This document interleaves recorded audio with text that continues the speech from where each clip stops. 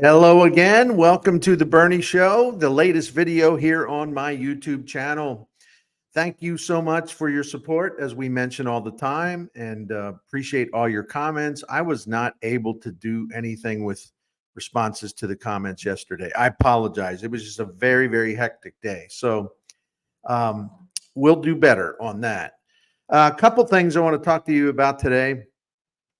A note from Bob Nightingale, USA Today, my longtime friend, national baseball writer, on Chaim Bloom. And then I want to talk about Andre Pallante and how good he's been, but also the fact that Andre Palante took it upon himself to go to the Cardinals and say, I want to be a starting pitcher again. I think I can do this. Help me come up with a plan to work on it. And I'll get back to this in a minute, but it's kind of amazing because even when the Cardinals have a success story, right? And Palante is definitely a success story in 2024. It's weird because he had to be the one to take the initiative to become a starter again. In other words, they were just going to let him wallow in the bullpen.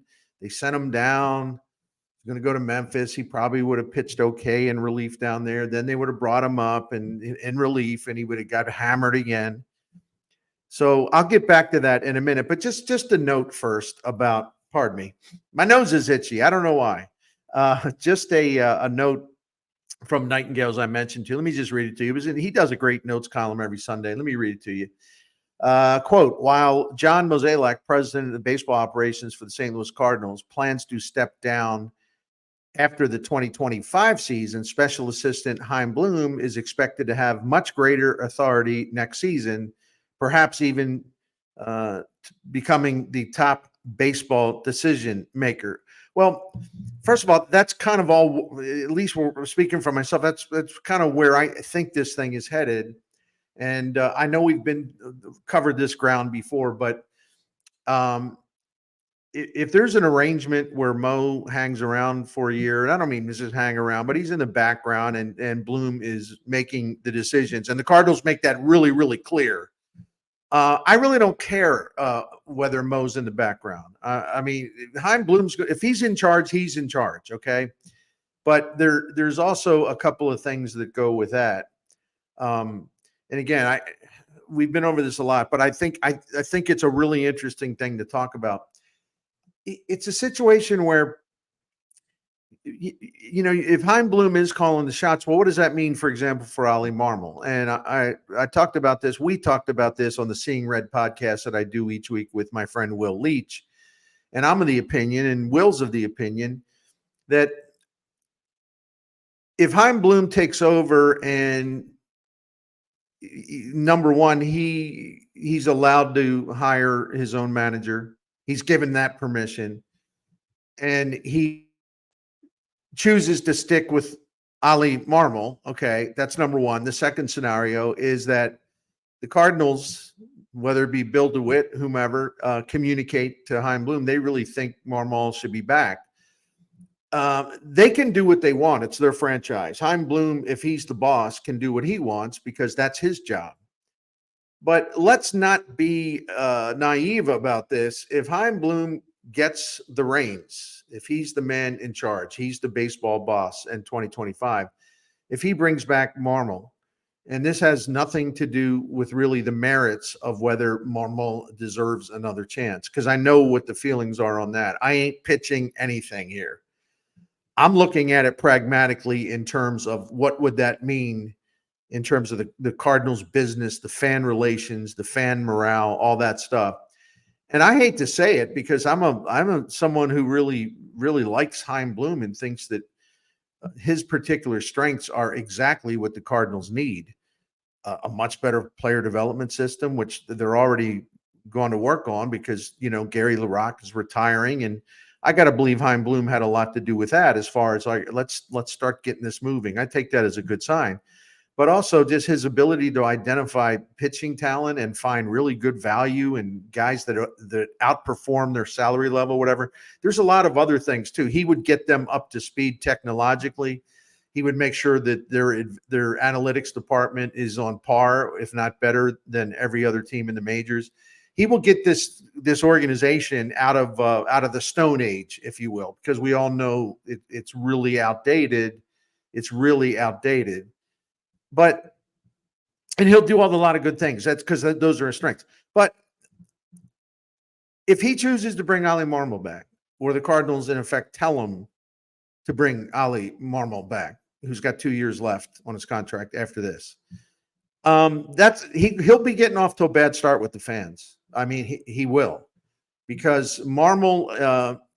I feel bad for the guy in a way, although he only got the job because they fired Mike Schilt, because him and Mozeliak had a big feud, big split, and Mo said that's it. Now Marmel wouldn't have gotten the job. No other team was going to hire him as a manager. The Cardinals wouldn't have put him in as manager unless they fired Schilt. And with all due respect to Ollie, if they let him go after this season, he would not get another major league manager's job, at least not right away. So again, this isn't to debate the quality of his managing, his flaws, his strengths. I'm just saying the Cardinals and Chaim Bloom, given the toxicity with Marmel because of the way he got the job and because of his association, his affiliation with John Mozeliak. If that's Chaim Bloom's manager, if that's like the first thing he does, we're bringing we're bringing Ollie Marmel back. That ain't going to go over very well, because it's just going to bring out all the skepticism and cynicism. It's like, well, new boss, same as the old boss. And see, he doesn't have the freedom to do what he wants. See, he's not going to be given full control. It would be an immediate credibility blow, fairly or unfairly. It would be an immediate credibility blow to Chaim Bloom. If the Cardinals are going to move Mo to the background, he does have a contract, whatever, I don't think Bloom would have agreed to a situation where he's not charged. If Mo's in the background, a lot of you will get all bent out of shape about it, and you can. I mean, you're entitled to think what you want. I don't have a problem with it as long as there is a clear line of authority. I've said that before here on the Bernie Show. But there's going to be, if people want change, and the Cardinals are promising or pledging or vowing change, big change. The new baseball head, the guy running the department, can't bring back the same manager and then sell the public on the idea, the great fans of St. Louis Cardinals, on the idea of like change. We're here to change. He would get off to a really bad start with in terms of the perception of him by, I don't know how many fans, a lot of fans, I would say. And so they got to be careful. I still wonder if they underestimate the feelings out there about Ollie Marmel. Again, nothing to do with whether he's a good manager, bad manager, because there's people that even the stuff he does well won't give him credit for anything. We had the worst manager ever lived. No, he's not good at this. No, he doesn't know how to run a bullpen. Where every statistical measure indicates that he does a really good job running a bullpen. But I'm not here trying to sell anything. I'm just saying, my point is, even when he does have a strong suit to his managing, there is at least a percentage. How much, I don't know. I think it's a lot, or more than I would have thought, will insist to you that no, he's garbage. He doesn't know how to run a bullpen. So he'll never get credit for anything, and he's in a really bad spot. And that's why I happen to believe a clean break is the best way to go for pragmatic reasons, because you can't sell this idea when we're going to have a revolution. We're going to renovate this thing from top to bottom. Change. And you keep the same manager? I've said this before. It's not my job to say fire him because of baseball reasons. I would say it if I felt, he's got to go for baseball reasons. But it's not my job to make any of these decisions. And it's not as if I'm the all powerful Wizard of Oz or something. because actually behind the curtain here, you see what's there. I'm just kidding.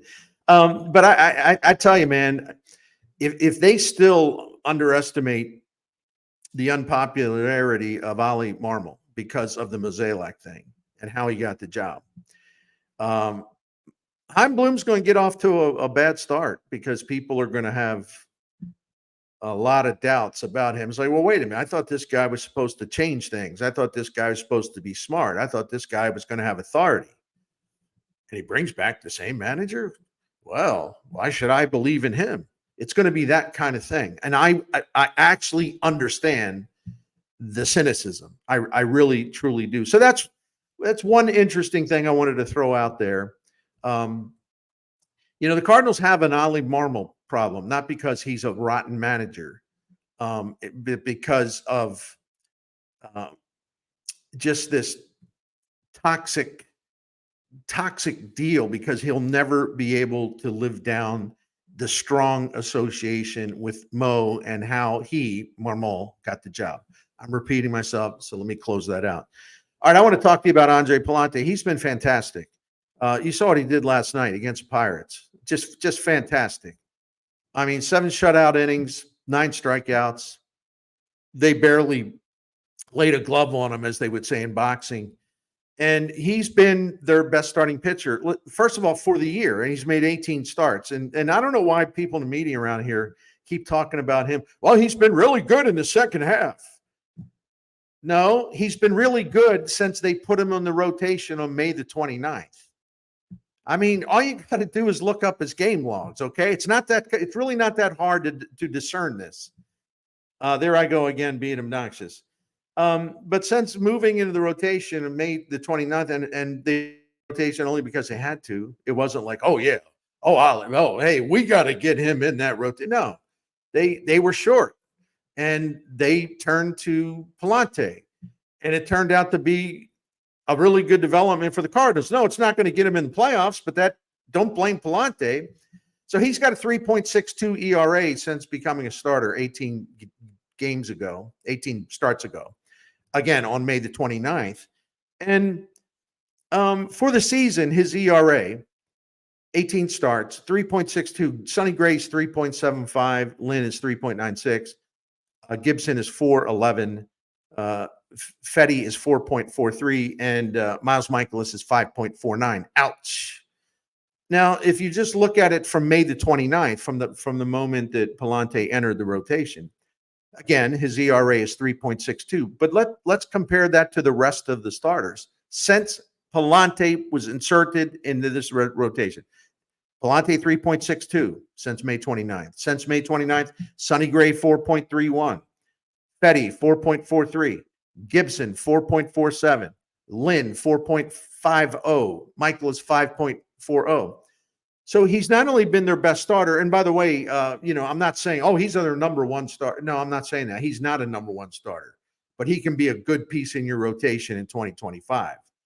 But it really says something that since he entered the rotation, that he's the only guy that has an ERA under 4, right? And they're paying a lot of money to Gray. They're paying a lot of money to Gibson, relatively speaking, a lot of money to Lynn. We know they're overpaying a lot of money to Michaelis. So here's a guy that has outperformed them. No, he doesn't have the strikeout punch of a Gray, but unlike Gray, especially on the road, I mean, Palante keeps the ball in the ballpark. He gets high ground ball rate, and he's learned how to get right-handed hitters at.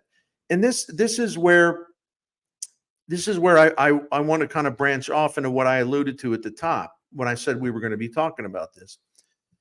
You read the media accounts, and there's a lot of them today. And by the way, no fault. I'm not finding any fault with the media on this. I mean, they were just reporting, the way it all went down, where Palante had a 6.30 ERA as a reliever and was not very good, obviously. And then, well, we better get him back down to Memphis. For some reason, they thought he showed promise as a reliever in his rookie season, although he was much better as a rookie in his 10 starts than he was a reliever. But they noticed he gets a lot of ground ball outs from right-handed hitters and all this. So he's left-handed hitters. So here's a right-handed pitcher who can get left-handed batters out. But this kind of shows you the brain drain in the Cardinals organization. Well, yeah, he could get left-handed batters out, but the problem is he was a right-handed pitcher who couldn't get right-handed batters out. So what exactly is the point here? I mean, you're going to face more right-handers than left-handed batters. So it's, well, he gets those ground balls against those left-handed. Okay, fine, great. Tip of the cap, wonderful. But he gets destroyed by right-handed batting. So what is the point exactly? And it took him like 2 years to realize, well, I don't know. He's probably not that good as a reliever because right-handed hitters really beat him up. Yeah. I mean, oh my goodness. We all sit at home and watch this and just say, hey, yo. Right-handed batters bludgeon this guy, all right? So why do you continue to go down this path and expect the results to be different? So it took Andre Pallante, based on the media accounts. It took Andre Palante when the Cardinals said they were going to send him back down to Memphis because he was getting killed as a reliever again.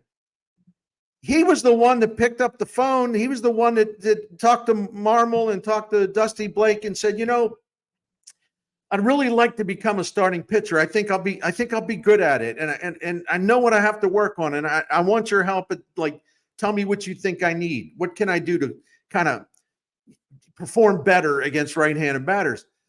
But why in the world does it take a young pitcher? Why is he the one that figures this out before the people that run the team in the front office, the people in the dugout? So the Cardinals kind of stumbled into something good, Andre Pallante, because Andre Pallante was the one who initiated it and came up with the idea. And they're all like, well, that's interesting. Yeah, well, that's interesting. Yeah, let's figure out what you need to work on. I give up. And so this is where I'm saying I'm not debating the merits of whether Ali Marmel is a good manager or not. I think he's good in some ways. But for people, I always help out people who disagree with me, right? I'm a very nice guy. I will actually give you stuff. It's like, well, if you want to push back, here's a good thing you should use, right? I'm very diplomatic that way. This would be one of the things. Why did it take a young pitcher to realize he's not a reliever and he needs to be a starter? And if he goes to Memphis, let me work on being a starter and I'll figure some things out. And Dusty Blake, he gave him a plan of what he needs to do. I'm not going to act like they didn't do anything after the fact. But anyway, since then, Palante's good as a starting pitcher. Once they brought him up, put him in the rotation. I mean, right-handed hitters are hitting 246 against them. Their slugging is low. They haven't hit hardly any home runs. Their hard hit rate is low. He's been doing a really good job with them. And one thing I see in the media is there's a lot of emphasis on his sinker. See, he's got that sinker. Look, the sinker is a good pitch for him. But the pitch for Andre Pallante against right-handed hitters, the killer pitch has been his slider since he became a starter on May the 29th. With this slider, their right-handed hitters are hitting 242, and the on-base percentage is really low, and the slugging percentage is really low. The hard hit rate is really low. The barrel rate is really low. And he's given up one home run on 66 at-bats that end with the slider. So, yeah, the sinker's good. The four-seam fastball's still not very good. The slider has made a huge difference with Andre Pallante. And by the way, all this is from StatCast. I'm just not winging it. If you look at last night's start against the Pirates, again, the slider, just money. There were six. They put six sliders in play and four were ground ball outs. He had a 40% strikeout rate against the Pirates last night with his slider. He did have a 50% strikeout rate with his four seam. It was better last night. They were 2 for 10, the Pirates, against right-handed hitters. 2 for 10 against the Pallante slider. And no hard contact whatsoever. No, they didn't barrel a single pitch, and the hard hit rate is about 16%, which is extraordinary for a pitcher. So Palante figured it out. Now, again, I know sometimes I meander or whatever, okay, but it's important to repeat stuff, I think. Once again, before I say goodbye, let's recap. Andre Palante decided that Andre Palante is not a good reliever, and that Andre Palante decided that Andre Palante has got to be a starter, and Andre Palante had to go to them and say that, and Andre Palante had to go to them and say, I know I need to work on some stuff. I think I know what it is. I got to do better against right-handed batters. Can you give me your recommendations? Why is it up to a young pitcher to take that initiative? I mean, even when there's a really good story, a really positive development with the Cardinals, you'd love to just say, man, this is great. Let's just leave it at that. But I can't do that because, again, you look at, for examples of like why they've gotten off course and why they're so oblivious to certain matters. And the Palante matter is a perfect example. Andre Palante knew what he was best at. They didn't know. I'll leave it at that. It's amazing. It really is. All right. You have a great day. I'm going to try to pop back later. Take care. Thanks for watching the Bernie Show. Thanks for all your comments. And we'll see you soon. Thank you.